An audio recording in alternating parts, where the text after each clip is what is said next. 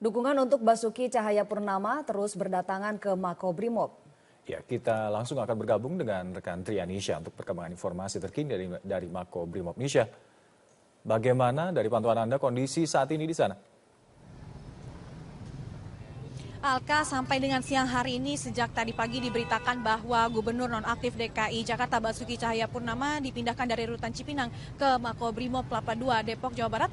Pendukung dari Basuki Cahayapurnama atau warga, baik itu warga DKI Jakarta ataupun warga luar DKI Jakarta terus berdatangan ke sini. Tadi ada yang membawakan makanan, ada juga yang membawakan bunga, karangan bunga dan sebagainya. Ini khusus untuk mendukung Gubernur Nonaktif DKI Jakarta Basuki Cahayapurnama yang disebut telah dipindahkan ke Rutan Makobrimob Kelapa II, Depok, Jawa Barat. Dan saat ini sudah bersama kami salah satu relawan pendukung Basuki Cahayapurnama, Bapak Yudo Wibowo. Selamat siang, Bapak. Selamat siang.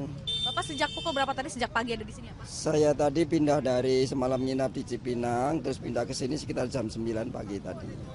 Kalau datang ke sini tujuannya apa? Tujuan kami karena kita tahu Bapak Ahok dipindah ke sini, kita memberikan support kepada Bapak Ahok supaya Bapak Ahok mengerti bahwa banyak pihak yang mendukung dia, memberikan dukungan moral kepada dia. Bapak Ahok tidak sendiri. Kami siap mendukung, kami akan selalu mengawal.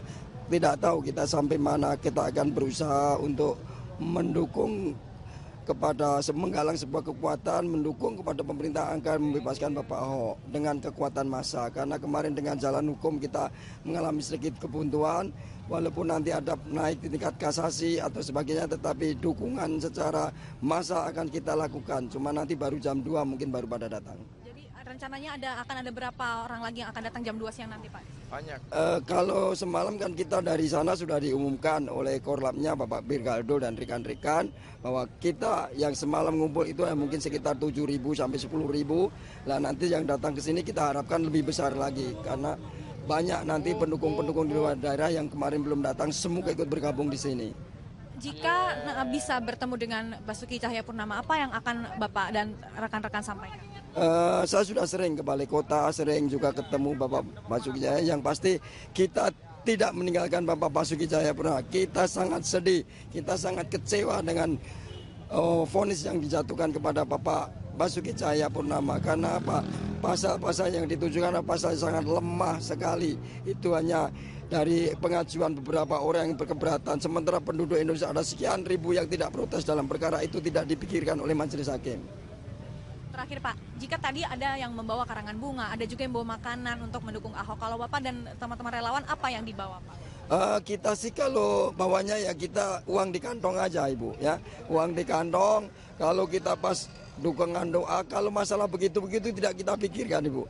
Samera nanti banyak itu, sudah biasa. Saya setiap Selasa di pengadilan, kita orasi di sana, makanan berdatangan, minuman itu dari para relawan sendiri. Yang pasti tetap membawa dukungan dan semangat untuk Pak Ahok. Kita memberikan semangat untuk memberikan hukum Indonesia yang lebih tepat, lebih baik. Kita menolak hukum-hukum diskriminasi dengan alasan agama, memenjarakan orang dengan alasan menghina ulama dan sebagainya, itu kita tolak.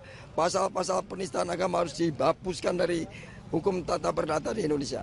Terima kasih banyak Bapak, semoga pesan-pesan yang ingin disampaikan kepada Pak Ahok ini bisa sampai begitu ya Pak. Terima kasih banyak.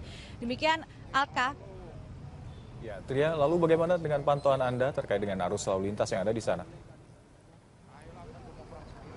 Ya Alka, jadi sejak pagi tadi sempat ada beberapa karangan bunga, kemudian di sini ramai sekali dengan banyaknya relawan yang berdatangan di sini dan ini sempat membuat arus lalu lintas di area depan Makobrimob Kelapa II Depok Jawa Barat ini sedikit tersendat karena banyak warga yang ingin melihat-lihat ada apa yang terjadi di kawasan ini. Namun karena ada banyaknya penjagaan yang cukup ketat dari petugas Makobrimob sendiri dan juga dari pihak kepolisian setempat ini sehingga sampai dengan siang hari ini arus lalu lintas sudah mulai kembali lancar. Kalaupun ada kendaraan yang berhenti sejenak atau untuk melihat-lihat maka akan segera diarahkan untuk melaju dengan normal begitu karena ini juga jalannya tidak begitu lebar begitu, jalanannya sempit sekali hanya muat untuk arus dua arus lalu lintas sehingga ini juga dikhawatirkan nantinya akan menimbulkan kemacetan. Tadi juga ada karangan bunga yang ada di sini ini diminta untuk dipindahkan karena dikhawatirkan jika semakin ramai dengan karangan bunga maka arus lalu lintas di sini akan semakin tersendat dan Karena itu saat ini tidak ada karangan bunga di depan Makobrimob, namun dialihkan ke SD Tugu yang berlokasi di samping Makobrimob Kelapa II Depok, Jawa Barat. Alka. Bisa melaporkan langsung dari Makobrimob Kelapa II Depok, Jawa Barat. Terima kasih.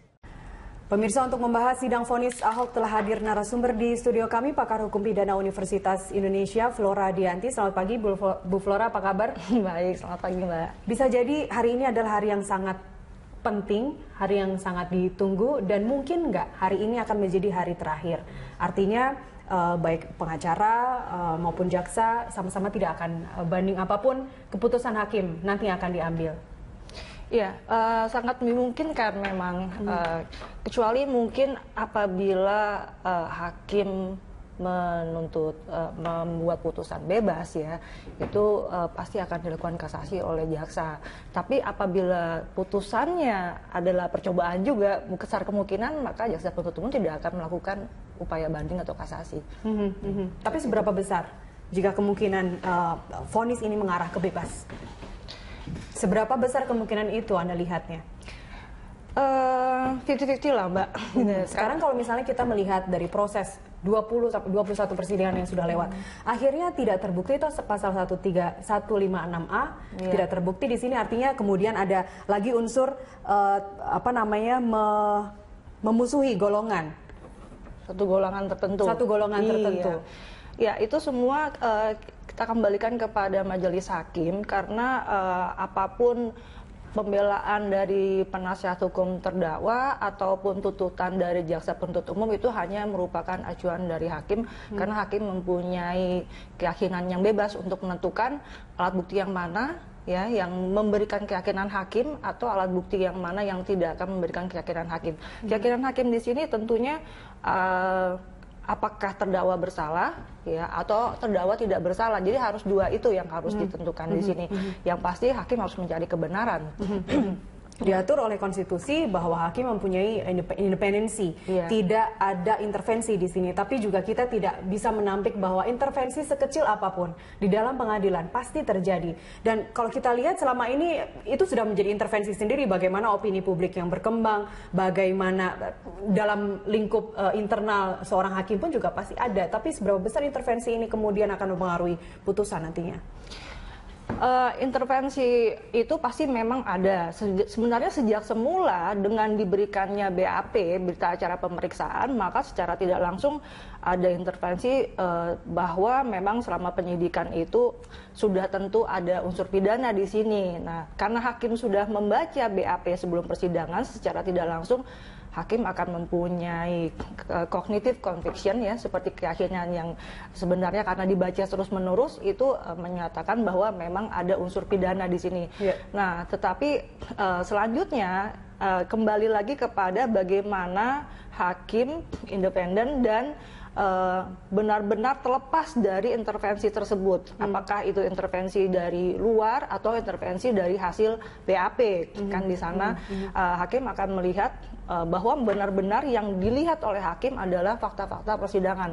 Karena nanti dalam tuntutan, dalam pembelaan maupun dalam putusan hakim, pertimbangan itu akan melihat kepada fakta yuridis atau fakta persidangan, tidak boleh fakta di luar persidangan, seperti itu. Tapi seberapa besar intervensi itu akan mempengaruhi putusan?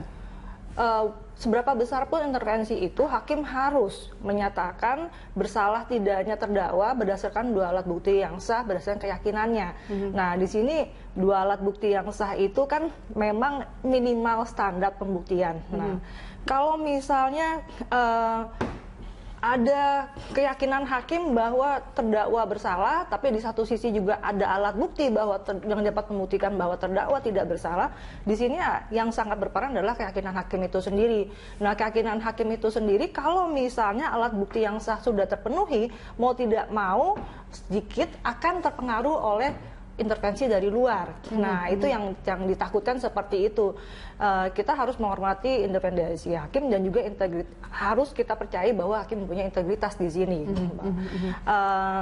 Seberapa jauh? Nah, di sini kita Indonesia tidak mengakui ada amicus curiae atau pendapat umum sebagai dasar dari keyakinan hakim. Jadi kembali lagi, hakim harus secara normatif dan positifis mendasarkan keyakinannya berdasarkan alat bukti yang sah. Di situ. Tidak bisa memasukkan dari intervensi dari luar. Gitu. Setelah terbukti bahwa atau setelah dinyatakan bahwa tidak melanggar pasal 156, kemudian ada muncul istilah baru permusuhan terhadap sesuatu golongan. Apakah ini suatu bukti tekanan itu memang terjadi? Artinya terjadi dan it works gitu. Akhirnya ada gitu mempengaruhi gitu. Termasuk pemaksaan tuntutankah karena takut? Tapi nanti kita lanjutkan. Dijawab nanti Bu Flora. Kami kembali sesaat lagi.